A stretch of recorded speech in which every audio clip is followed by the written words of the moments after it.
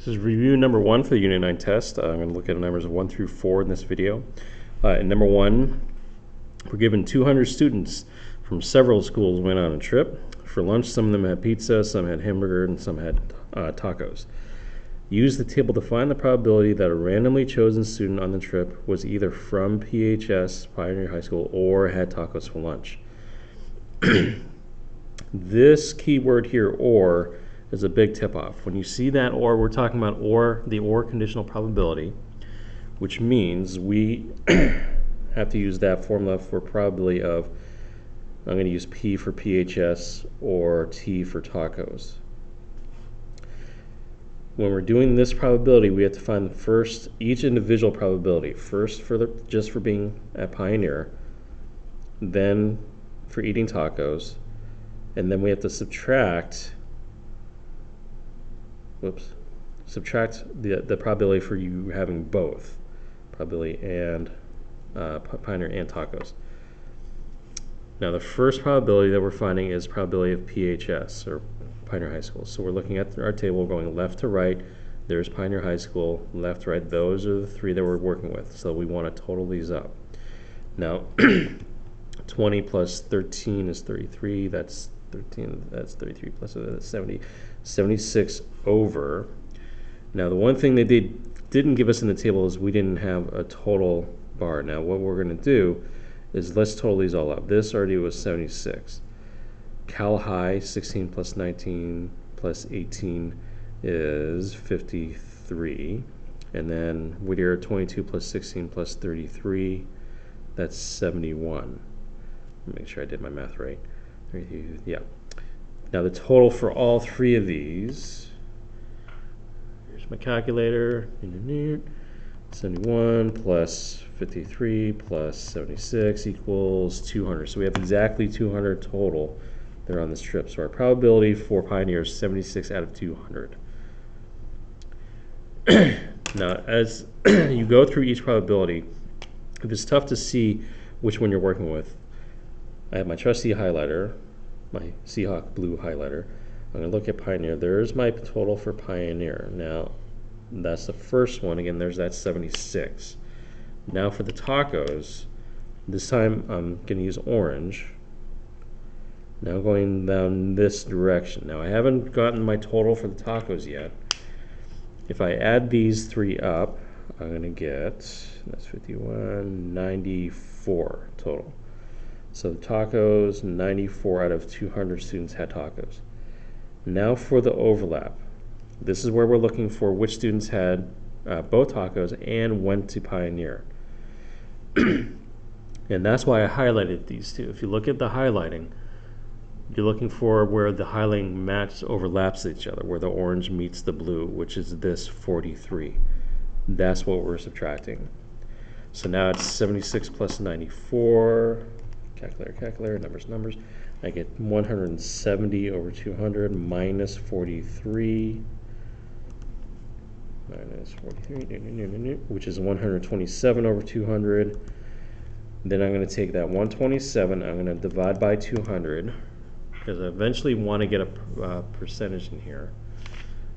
When I hit equals, there's a nice decimal, gives us 0.635. I don't have to round anything. I just put that exact decimal, 0.635, which means my percentage is 63.5%. And there's number 1. Number 2, the probability that it will be sunny tomorrow is 20%. The probability of the computer catching a virus today is 10%. Maria knows that these events are independent, but she is trying to calculate the probability of them both occurring together. Which of the following equations should she use? Now, usually what we're looking for with these probabilities, most of the time we're going to see either or, like we saw in number 1, or and. Now the or probability, again, was this idea where we were adding to and then subtracting the overlap. The and probability is when we're multiplying probabilities together. Now this one doesn't actually say and in it. She says right here, she's trying to calculate the probability of them both occurring together. It doesn't say the word and, but this is an and probability, because both occurring together means you're finding the probability that will be sunny tomorrow and the computer will catch a virus.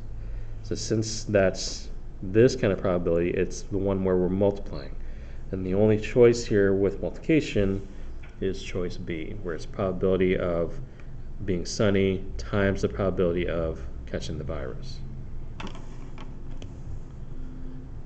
Number 3, the chance of a rainstorm in Madrid, Spain today is 80%. The chance of one today in Los Angeles is 20%. Given that these events are independent due to the cities being in different countries, which of the following are true statements? Choose all that apply.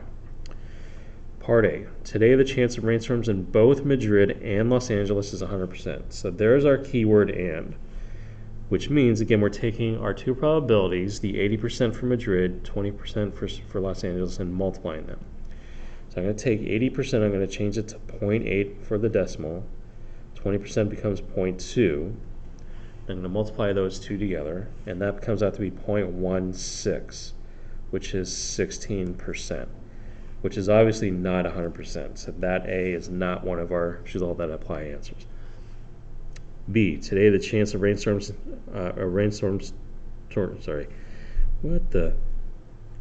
hitting both Madrid and Los Angeles is 16%. And probability, multiplying, which we just did, there's 16%. That is true, so B is correct. Today, the chance of rainstorms hitting Madrid but not Los Angeles is 64%. So Madrid is still 80%. Now again, they said not Los Angeles. If the Los Angeles percentage is 20% of rain, then the chance of it not raining is 100% minus that 20%. Which is 80%, which is 0.8. Now when I multiply 0.8 times 0.8, that gives me 0.64, which is 64%. So C is also correct. Then the last choice, D, today, the chance of rainstorms hitting Madrid but not Los Angeles is 60%.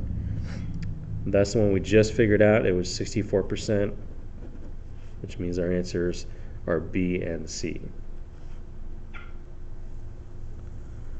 Number 4, a survey of 201 teenagers asked about their movie preferences and what website they use to watch them. The results are in the table below. So we've got Netflix, Hulu, or HBO Go, and the 3 genres, comedy, drama, and horror.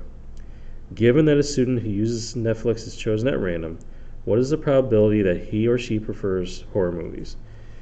As soon as you see the word given the student who uses Netflix is chosen at random, that given in our probability, remember we have the events and the total. When they tell us given, that gives us what the total is. They're telling us to use just Netflix as the total, which means if I get my trusty highlighter, I can just highlight this row for Netflix. And this is the only part of the question I'm answering. We're not going to need Hulu or HBO Go. We're just working with the Netflix section. So for the total, I'm taking for Netflix 34 plus 39 plus 38, and I'm getting 111. So this total is 111, which means our total for the probability is 111. Now there's not, the only probability they ask is for these Netflix users, what is the probability that he or she prefers horror? There are 38 people that prefer horror. It didn't ask about any other probability, either comedy or drama, which means there's no other probability, there's no other multiplying. So this is our final answer, 38 over 111.